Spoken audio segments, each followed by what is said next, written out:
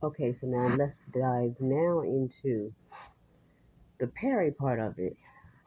And I have several videos under here, so I'm hoping that this doesn't shut off.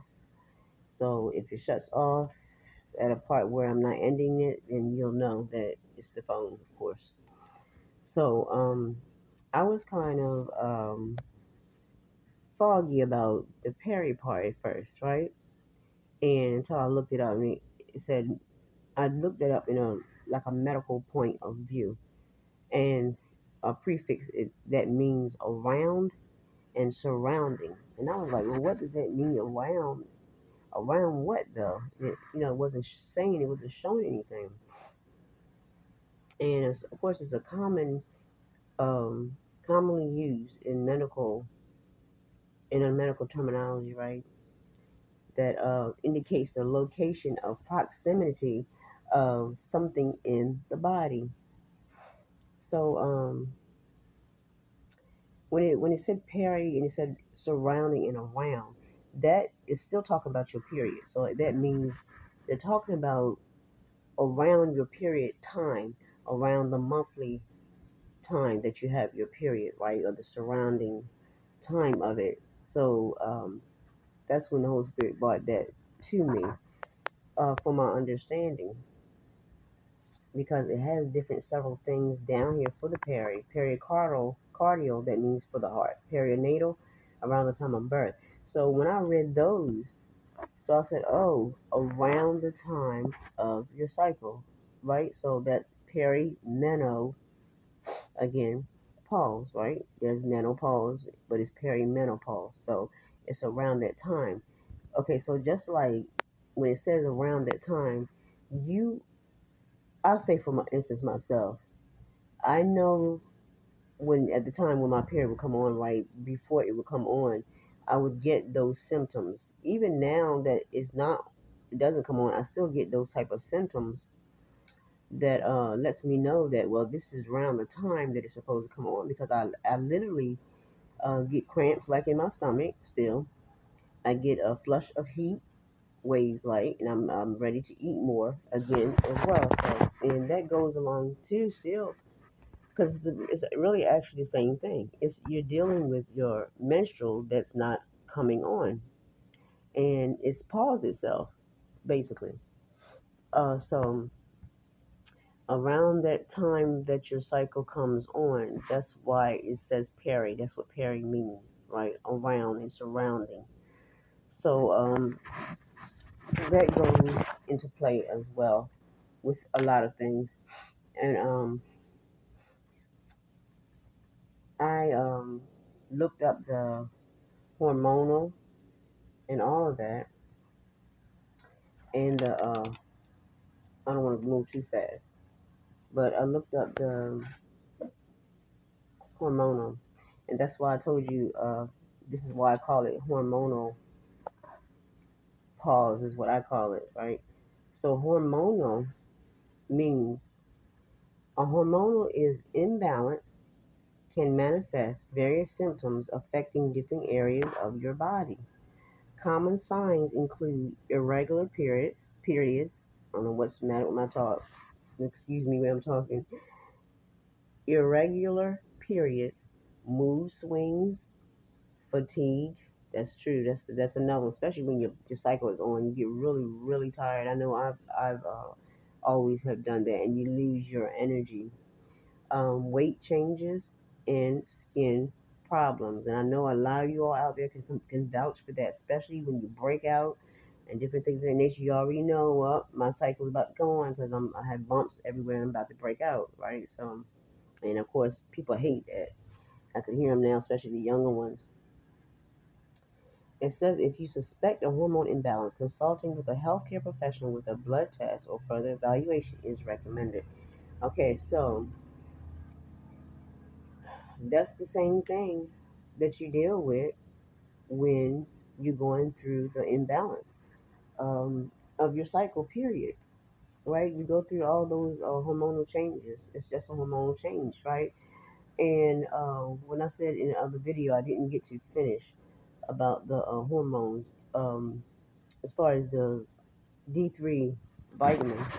D3 is a hormonal vitamin, right? That's why they say you can take as much as that as you want and it won't bother you until your levels go up. And if you notice, if you've gone to the doctor and they let you know that, well, your levels have dropped down to a certain amount, it's supposed to be up here.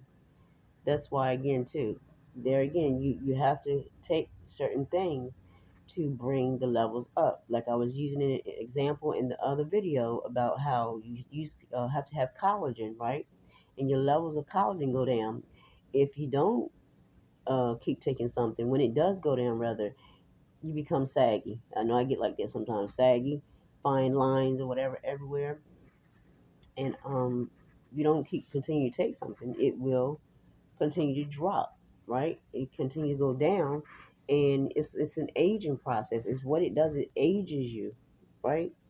Um, Even the hormonal thing, the hormonal, all of that, is like an aging stage, right? It drops down. Say for instance, um, as they say, when you get older people, they tend to revert back to the stage of a child, right, or a baby, right, because it's just like they become frail, helpless, or whatever you want to call it, right? And they're the same way. They really don't have to be that way if they're taking things that they're supposed to take, right? The vitamin D3, vitamin E, because all of that works simultaneously together, like, right, to keep your skin and all that nourished from the inside out. Now, I didn't get to say about the exercising thing either. You have to stay healthy, and to stay healthy, to keep these uh, levels up and balanced, you stay healthy as far as exercise is number one, because that's in the Bible. Exercise, eating right, your fruits and your veggies, and your vitamins, because we're depleted a lot of times, and we can't always get what we need just from food. So we have to get it from our nutrients, from vitamins and different things of that nature, herbs and all that as well. So hormones, it says, are your body's chemical messengers. They travel in your bloodstream to tissues or organs. They work slowly over time and affect many different processes: growth and development, and metabolism. How your body, meaning how metabolism, meaning how your body gets energy from the foods you eat. That's what I want to see right there. I hear a lot of people say that when they're going through this imbalance, which they call them the menopause, um, even before, like, because we're talking about the perimenopause now, but even with the perimenopause, um, they crave for certain foods, right? Chocolates, sweets, of that nature. That's one of the things I've been craving for a lot of is sweets. Because chocolates I don't bother because of the phlegm, right? It builds up the milk. Um, the metabolism thing, they when they crave for certain things, it causes them to gain excess weight before your cycle come on and during your cycle. Now, not sure afterwards, because I mean afterwards a lot of times you lose all of that bloat and whatnot that you gain from the beginning and during the times of your cycle. So metabolism can work either way. It could be your metabolism can be either high, meaning, because I have a high metabolism. Say for instance, by me having a high metabolism, I'm very very thin, right? It's hard for me to gain weight too much and keep it on. That's having a high metabolism. If you have a slower metabolism, you can gain weight easily, right? And a lot of women, when they're older, they gain weight around their midriff area, and they get wide and they get bloated and they get puffy, right? And they get furious at the same time because they don't like that. They don't like to go through those type of situations. I've always had a high metabolism, always been thin, except for after I had the children, but I would go right back down again. Um, it's not like I've always wanted to be um, uh, small, like slim, like, right? Not all my life. I always wanted to have some type of thickness.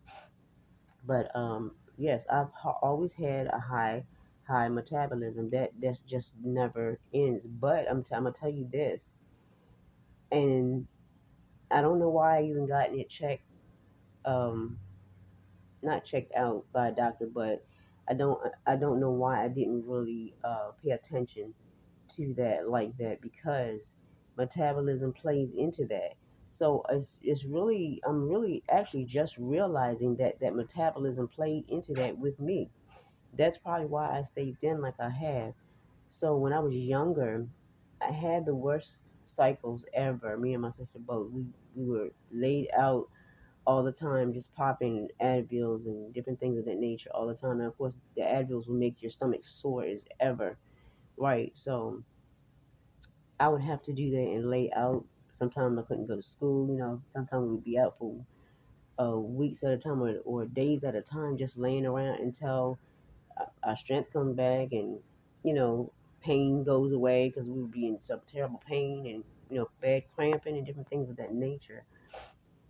So yeah, your metabolism can be an issue if you have high metabolism.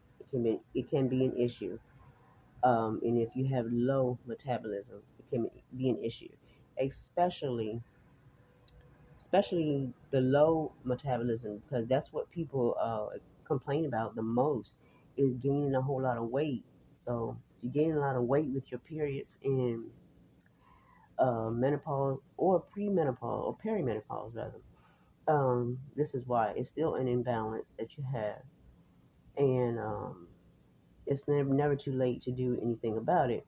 But the thing is to go to the doctor. It's smart to go to the doctor, find out where your levels are, so that they can do a thorough check, right? Like blood tests, thorough, so that you can know everything, every level that's going on inside of your body. It's very important to find out those things so that you can stay healthy. You can be healthy enough, right, to have a baby, to work out and whatnot, and then where to stand. You know what to do. How to go about doing it as well, right? So you're wondering why you're not losing this and you're not losing that, and you're hearing people say take this and take that, protein this and protein that. Whether you know or not, it's all deeper than that, because protein and all those types of things can be knocked off, and you're wondering why nothing's moving and nothing's happening. So get all your levels, make sure you get all your levels checked out. Ask your doctor or nutritionist or whomever, um, ask them what would they suggest to take for those levels, to bring those levels and whatnot up. But like I said, vitamin D is a wonder vitamin, right? Because we get it from outside the sun and whatnot. It's natural, so it cannot harm you at all. So that's a wonderful vitamin. It's a hormone actually, but they say vitamin too, so it's a nutrient. So it also goes into the P, what is it? The PCO, what is it? I don't want to get it wrong because I said it the other day. Uh, Let me see, the PCOS or something like that it's called, if I'm not mistaken. And I'm not trying to make this video too long again either. Okay, yeah, so PCOS it says, or polycystic ovary syndrome, is a hormonal disorder. There again, hormonal, that's all it is. Disorder affecting women of reproductive age, characterized by irregular periods. See, all of this flows and goes into play all together, right? Because our body just connects, you know, one to the next, right?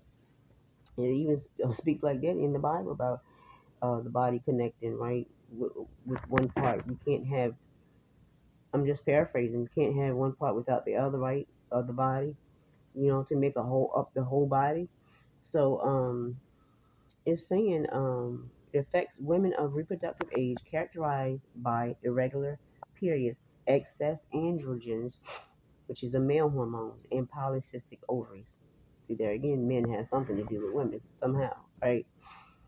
The exact cause of PCOS is unknown, it says, but it says it involves a combination of genetic and environmental factors, including insulin resistance and obesity. And there it is, the weight gain and all that, right? Again. So, yeah, here it goes. It PCOS can manifest with various symptoms, including irregular periods, excess facial and body hair.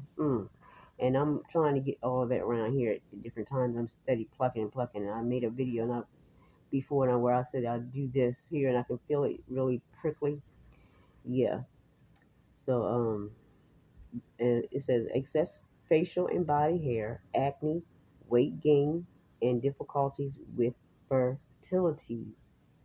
Right? So it's a hormonal imbalance. Once you all get your hormones together, including myself, things will be better, right?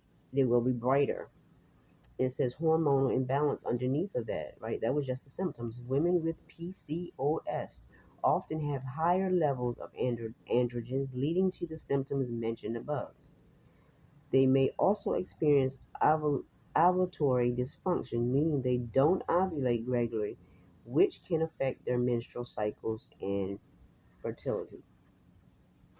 So this here just keeps going and keep going and keep going. Like I said, it goes deep, right? And it says something about you ovulating and different things of that nature.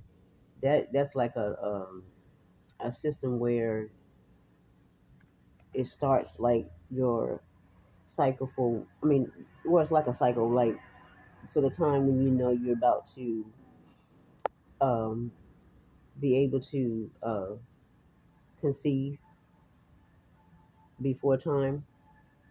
But I guess I would have to get into that because I mean I don't want to make this video, like I said, too long. But PCOS cannot be cured, it says. I don't believe that because that's not true. But symptoms can be managed through various treatments, including lifestyle changes. There again, like I said, diet and exercise, medications to regulate periods. You don't need medications like that to regulate periods. You just need the natural stuff. Just be able to talk to someone about it first before decide to take anything. But always get your levels, all your levels checked. Medication to regulate periods and ovulation, and treatments for excess androgen levels. Birth control pills, acne medications, not good. Not good. I would prefer you really actually to go the natural way because everyone knows all about the medical field. It's not cracked up with what it's supposed to be, right? Like it'll make you sicker than it does better. Even though the Lord has doctors and whatnot out there to help with that situation, but there are other alternatives, which meaning they are more natural alternatives, to these things. So you all have a good day, evening, night, noon, whenever you're watching this video, and I'll be back again, the Lord's will again with another video. Shalom.